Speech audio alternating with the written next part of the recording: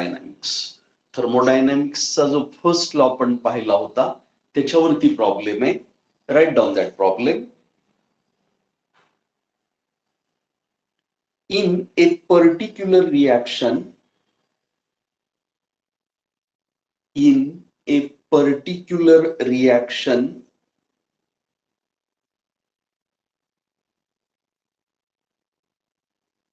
two kilojoule of heat.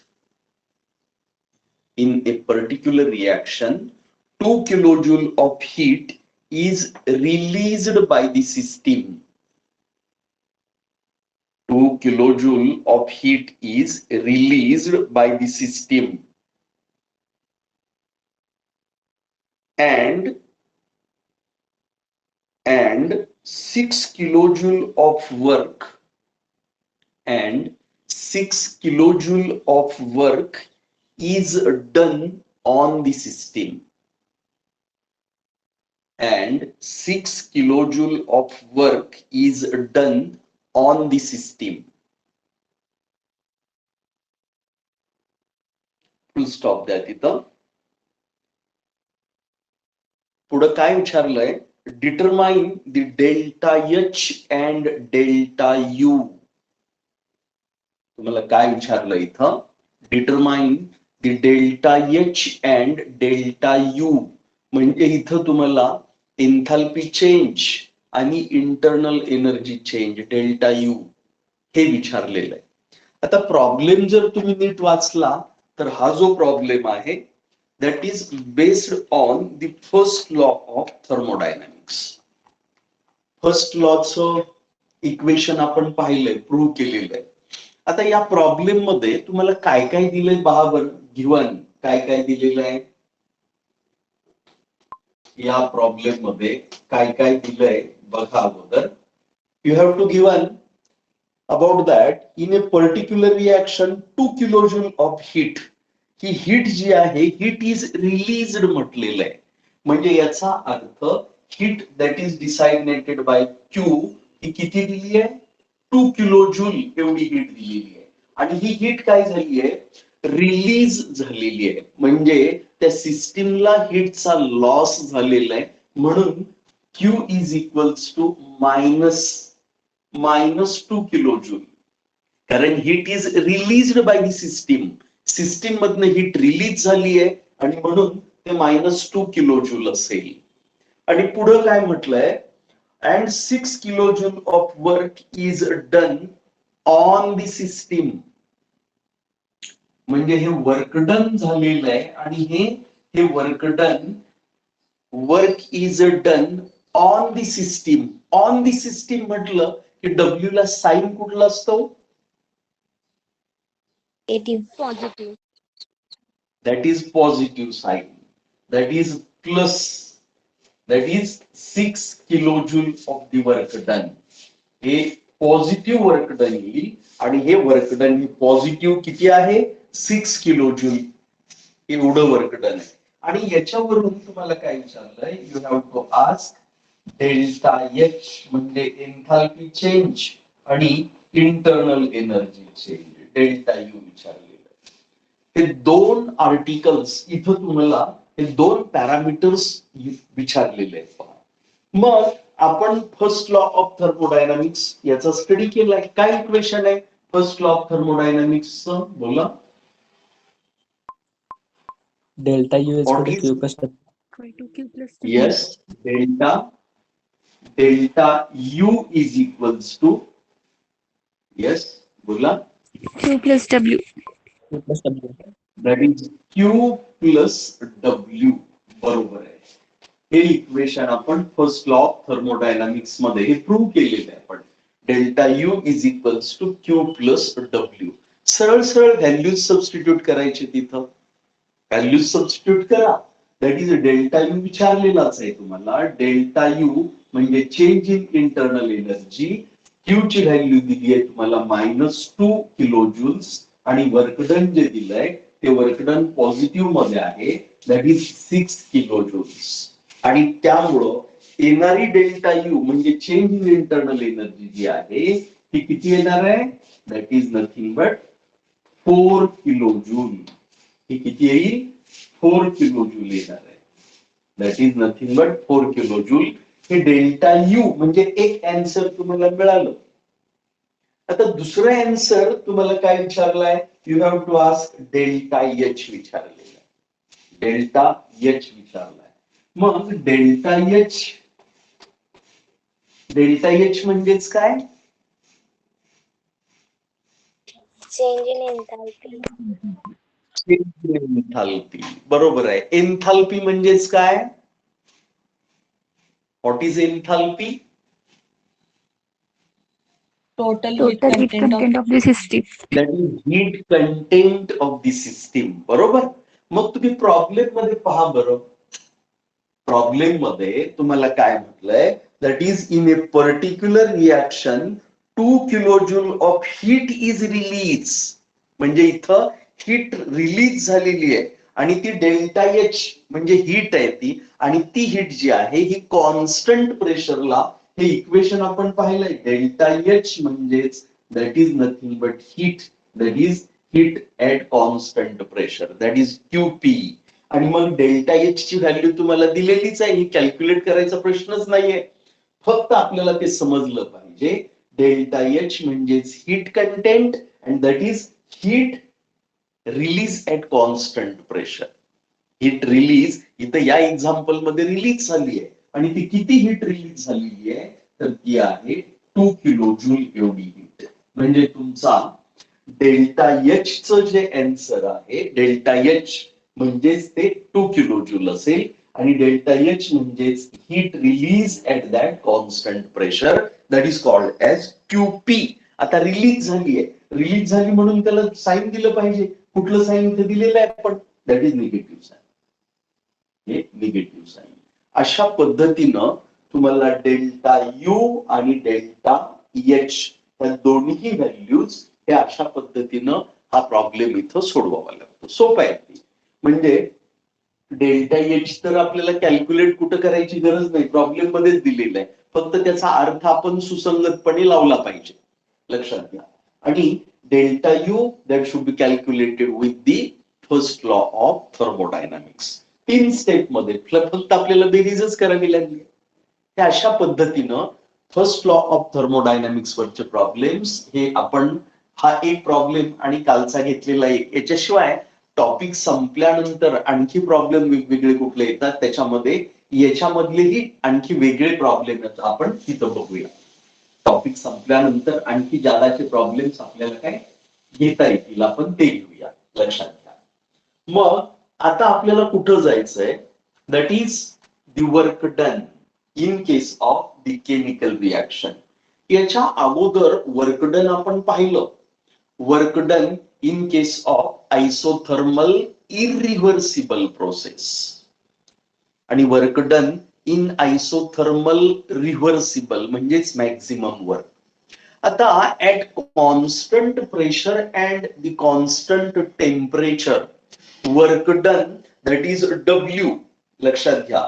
The work done by the system at constant pressure as well as that constant temperature, that work done is given by, that is work done, हे जे work done आहे that work done at constant pressure, मी थोडक्यामध्ये लिहितो, pressure and constant temperature. Work done at constant pressure and constant temperature, that work done is nothing but, काय work done आपण पाहिलं, that is W is equals to minus P, म्हणजेच हे external pressure असतं, that is delta P. हे equation आपण prove केलंय. Work done in isothermal irreversible प्रोसेसचं, किंवा that is called pressure volume type of the work, or we can say त्यालाच आपण PV type of the work किंवा mechanical work असंही म्हणतो. मग हे work done W is equals to minus P delta P, हे वर्क डन आपण इथं पाहिलेलं आहे पहा. मग याच्यामध्ये एक्सटर्नल प्रेशर काय म्हणतोय मी, इफ वी कॅन से, याच्यामध्ये दॅट इज एक्सटर्नल प्रेशर म्हणजेच pressure of that piston is equals to internal pressure of the gas. म्हणजे एक्सटर्नल प्रेशर आणि इंटरनल प्रेशर हे सारखंच जर असेल तर हेच एक्सप्रेशन मी असं लिहितो, W is equals to minus P delta V. External pressure आणि इंटरनल प्रेशर हे कसं असेल, सारखंच असेल. त्यावेळेला हे equation W is equals to minus P delta V हे इक्वेशन आपण इथं लिहितो. मग आता तुम्हाला माहिती आहे डेल्टा व्ही म्हणजेच चेंज इन व्हॉल्यूम.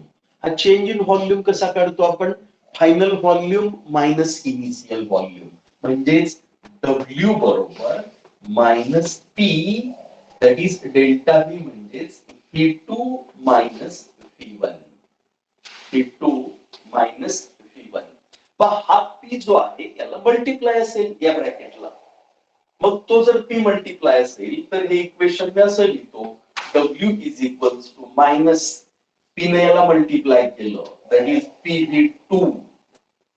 PV2 आणि यांनी ह्या मायनस V1 ला पुन्हा मायनस PV1, पण हे मायनस आणि इकडचा मायनस ते प्लस झालं दॅट इज प्लस PV1.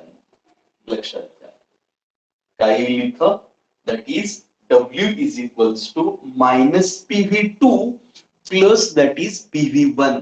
हे अशी इथं स्टेप येते. मग या स्टेप मध्ये आता ह्या स्टेप आल्यानंतर आपण मागे इक्वेशन पाहिलेलं delta H is equals to delta U plus delta N R T, हे पाठीमागे इक्वेशन पाहिलं आपण.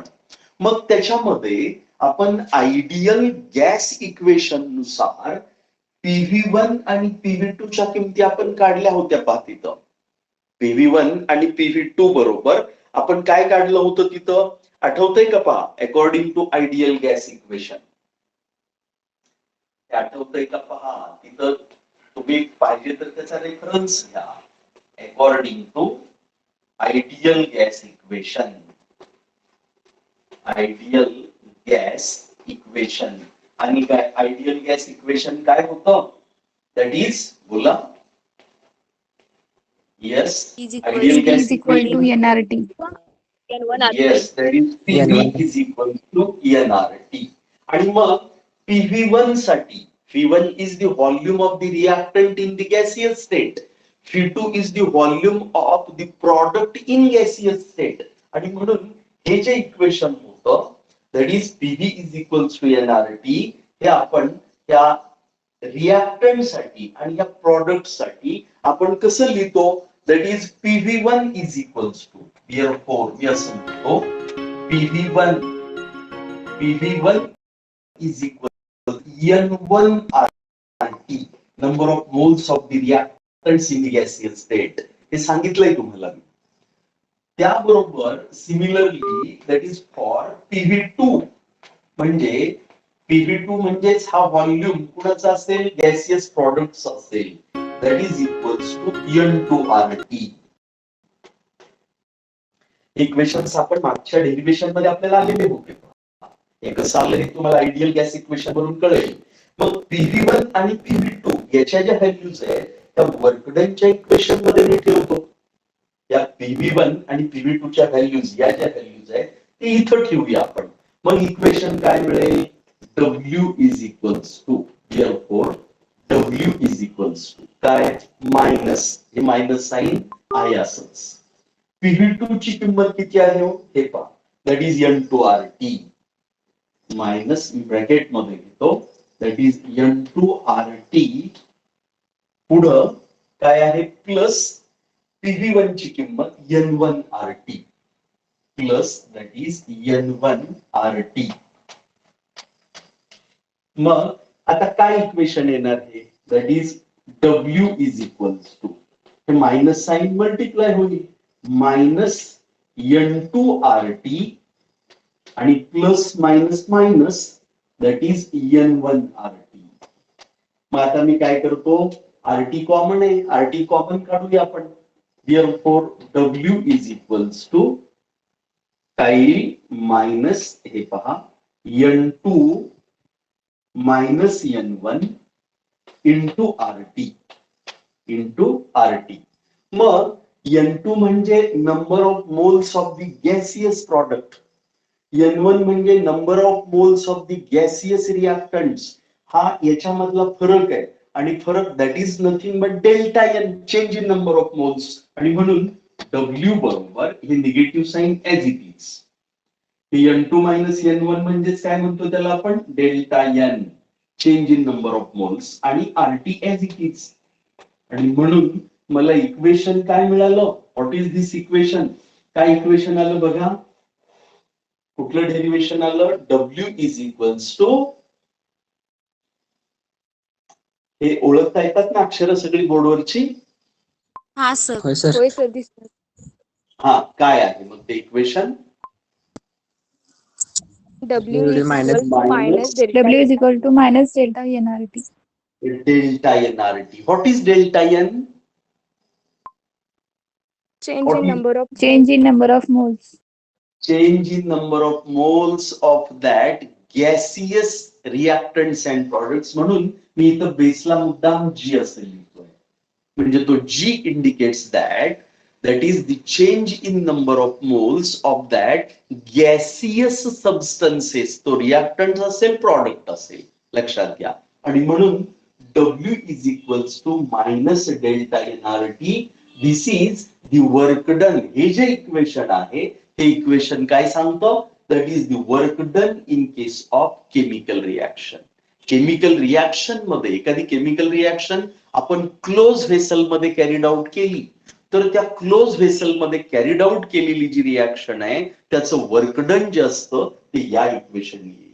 That is W is equals to minus delta N R T. We remember. आता ही जी हे जे इक्वेशन आहे that gives the work done. हे इक्वेशन जे आहे that equation gives the work done, that work done by the system in case of chemical reaction. त्या केमिकल रिॲक्शन मध्ये हे वर्क डन जे आहे हे सिस्टीम मधनं घडतंय, हे लक्षात घ्या. आता याच्यामध्ये the sign of this work done means W. ह्या वर्क डन डब्ल्यूचं जे साइन आहे हे डब्ल्यूचं साइन हे कशावरती अवलंबून असतं तर लक्षात घ्या. इथं हे equation W is equals to minus P delta V. मग ह्या डब्ल्यूचं वर्क डनचं जे साइन आहे that should be depends upon that is nothing but change in volume. Delta V वरती अवलंबून आहे. The sign of the W म्हणजे sign of that work done should be depends upon that is the change in the volume. हे volume change वरती अवलंबून आहे. कसं अवलंबून आहे तर याच्यासाठी 3 केसेस आहेत. कुठल्या 3 केसेस आहे? समजा डब्ल्यूचं साइन कसं आहे पहा. द फर्स्ट केस मध्ये here are the 3 cases. How that W is either positive or negative one. समजा या इक्वेशन मध्ये डेल्टा एनआरटी मध्ये आता आपण असं गृहीत धरूया दॅट इज N2 म्हणजे number of moles of the gaseous products. N2 is greater than N1. जर N2 ची व्हॅल्यू N1 पेक्षा मोठी असेल तर delta N either positive or negative. कसा येईल सांगा बरं? Positive. Delta N is positive. मग डेल्टा एन जर पॉझिटिव्ह आला तर त्याला आरटी न मल्टिप्लाय केलं आणि हे निगेटिव्ह साईन, त्यामुळे वर्क डन कसं येणार? Work done is negative. बरोबर आहे की नाही? If we can say delta N is positive, तो जर पॉझिटिव्ह असेल therefore वर्क डन इज काय येणार? वर्क डन इज, कारण डेल्टा एन पॉझिटिव्ह आला, डेल्टा एन पॉझिटिव्ह आला की त्याला आरटी न मल्टिप्लाय करून हे निगेटिव्ह साईन आहे म्हणजे वर्क डन निगेटिव्ह आलं. वर्क डन निगेटिव्ह आलं म्हणजेच याचा अर्थ that is W is less than 0. Work done W negative आहे म्हणजेच याचा अर्थ वर्क डन हे 0 पेक्षा कमी आहे. Isn't it? Work done is negative, work done negative आहे. आणि आपण त्या pressure volume type of the work मध्ये तिथं जे एक्सप्रेशन पाहिलं होतं W is equals to minus P delta P. जर वर्क डन निगेटिव्ह असेल तर त्यावेळेला मी सांगितलंय होतं, आठवतंय का पहा? Work is done by the system. On the surrounding. लक्षात घ्या, ज्या वेळेला डब्ल्यू निगेटिव्ह असतो त्यावेळेला आपण work is done by the system असं म्हणतो. ही एक केस झाली. आता सेकंड केस मध्ये मी सांगतोय, in the second case what happens, त्याच्या अपोजिट केस गृहीत धरूया आपण. If that is N2 number of moles of the gaseous product should be less than the number of moles of the gaseous reactants. म्हणजे N2 is less than N1. जर N2 आपण N1 पेक्षा लहान आहे असं गृहीत धरलं तर डेल्टा एन कसा येईल? Negative. Delta N negative. Delta N negative येणार. जर डेल्टा एन निगेटिव्ह आला तर delta N R T negative आणि हे निगेटिव्ह पुन्हा, त्यामुळे वर्कडन कसं येईल? पॉझिटिव्ह. पॉझिटिव्ह और निगेटिव्ह. वर्कडन पॉझिटिव्ह येणार. हा, जर वर्कडन पॉझिटिव्ह आलं तर आपण असं म्हणतो therefore W is greater than 0.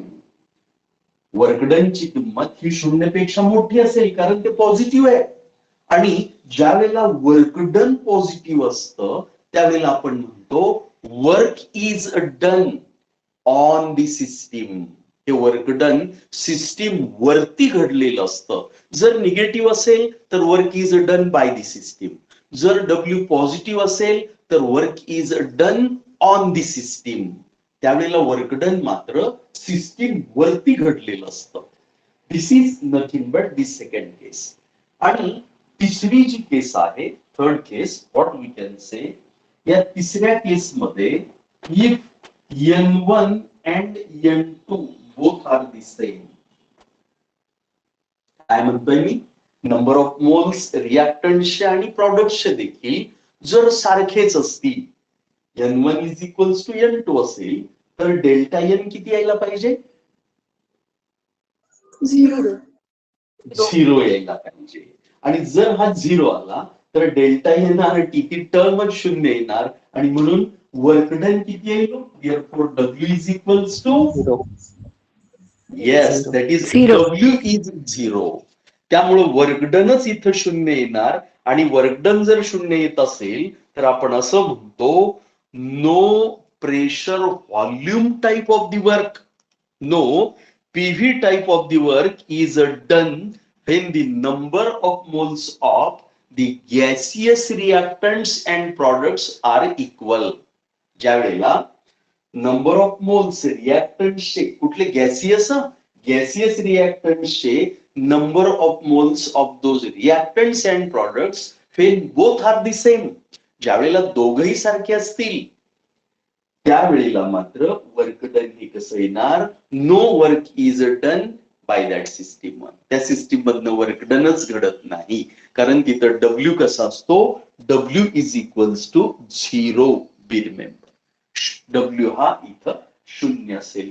अशा पद्धतीनं हे work done in case of that chemical reaction, म्हणजे केमिकल रिॲक्शन मधनं घडणारं वर्क डन हे अशा पद्धतीचं असेल. इथं 3 केसेस आहेत.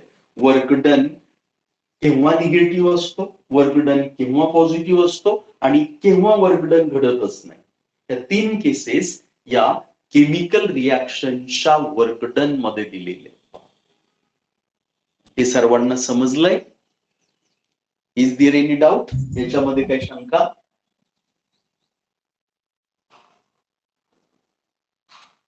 आहे का? कुणाला शंका काय? नाही सर.